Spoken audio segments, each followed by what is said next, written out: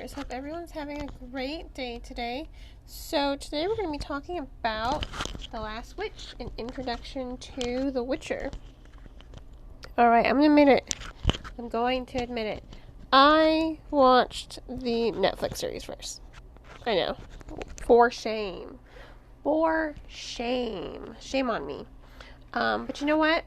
I don't think that was bad. It didn't really influence my enjoyment of this novel at all. In fact, it kind of made me respect the show a little bit more, but we're not really talking about the show. We're talking about this novel. So, as I was reading it, I came across something. These are fairy tales. And I think if you know me well enough, you know that I love fairy tales. I do.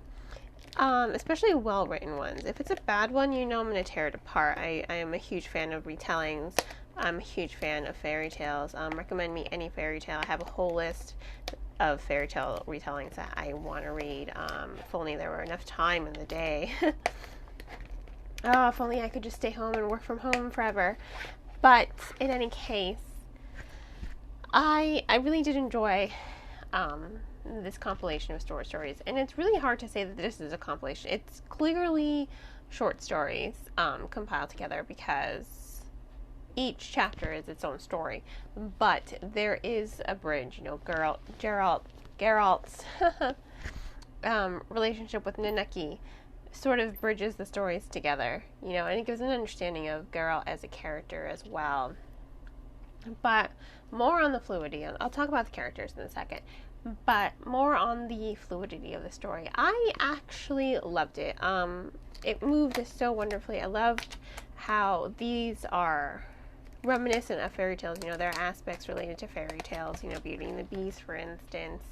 And then you have Snow White in a way. And I really did love these new and interesting stories. They're definitely very fresh. They are different than the show itself.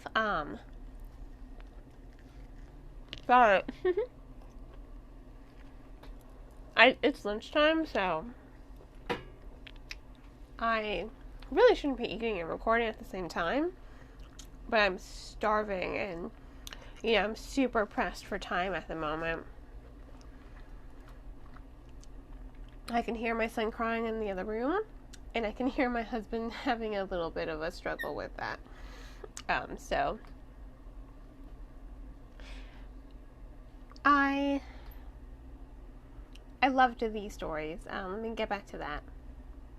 I thought they were written so well. I thought they were executed so well. I mean, I can't say this enough. This is definitely one for the books, pun intended.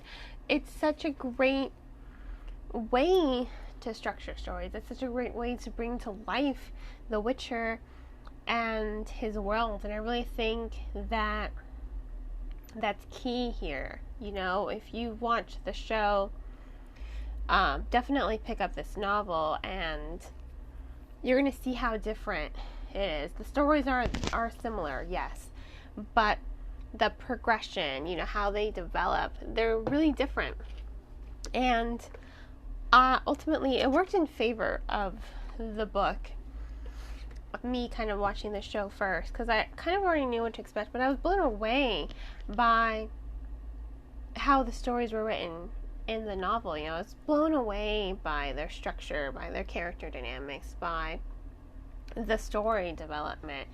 And I really did love, and there are stories in here that aren't featured in the show, which I thought was really great. So I really did love how it worked out in the end. And these stories, they're so fantastical. You've got monsters, both human and inhuman. You've got,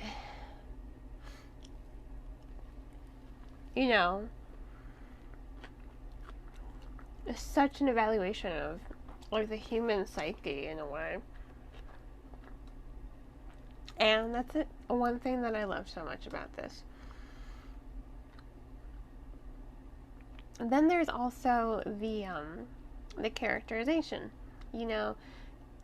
I love Naneki. I think Naneki and Dandelion were my favorite two characters. I mean, I love Jaskier, also known as Dandelion, in the TV show. I love him, you know. Toss a coin for your Witcher. That song is always on my mind. I probably listen to it almost every other day, if not every day.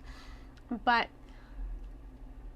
I think those two are my favorite characters because we really got to see a lot of them in the story. You know, Yennefer is really only featured in that last story, so she'll probably be more in the second novel, which I do plan on reading. You know, I do plan on reading the entire series. But Naneki is sort of like this mother figure to Geralt, and I think it's really great how their dynamic is so strong in such a short amount of time. Because again, Naneki is only in these interludes between the story. You know, her and Geralt, their interaction bridges the stories. It makes the entire novel flow and move quite effortlessly. And she's pretty amazing. I mean, she doesn't take crap from everyone. I love that, you know. If I could be like her, I would totally be like her. She doesn't take anyone's crap. And I love that. She doesn't take Geralt's crap. She puts him in his place. She doesn't take anyone's crap, and I love that about her. As for Dandelion, I think what he does is he brings out this other side to the story. He's more jovial, you know. There's a lightness to him. He's sort of like the humor in the story, and I love that. I love how he highlights the humor in the story and in the world. You know, he's also quite philosophical as well, so I think he's a great companion to Geralt, and I think Naneki is a great figure for Geralt to look up to. Ultimately,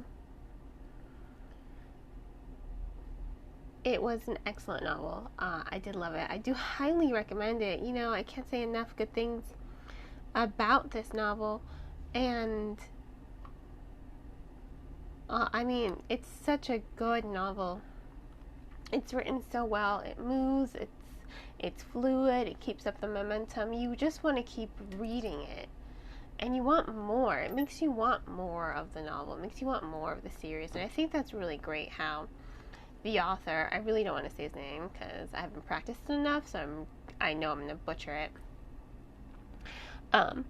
He did such an excellent job with bringing The Witcher to life. It's unique, it's imaginative, it's definitely something worth reading because as a high fantasy novel, you know, it does hold its own against the genre. It is really its own, you know, genre entirely, I think, because it's so unique. It's really fresh. It's brilliantly written. I think his characterization is on point as well. I can't say that enough.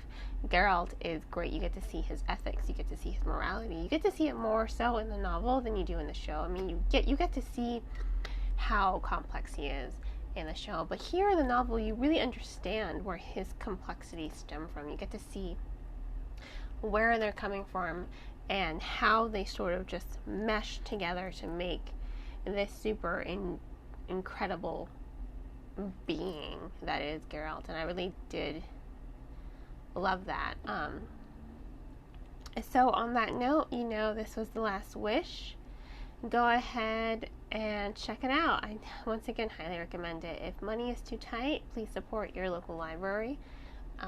Libraries are a great resource, and if money is not too tight, please purchase the book on bookshop.org. A percentage of all your proceeds do go to local bookstores, and I think during this time of unease economically, the bookstores really do need our help more than Amazon does.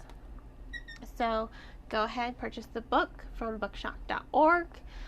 I'll try to include a link. I'm still kind of figuring out how this podcasting thing works. It's easy to include a link on my YouTube videos, but not so much here. But I'll figure it out so I can provide you guys with links in the future. And if I figured out by the time this video goes up, well then just ignore this little segment. Please do not forget to like and subscribe to this podcast. Please share it with your book lovers out there.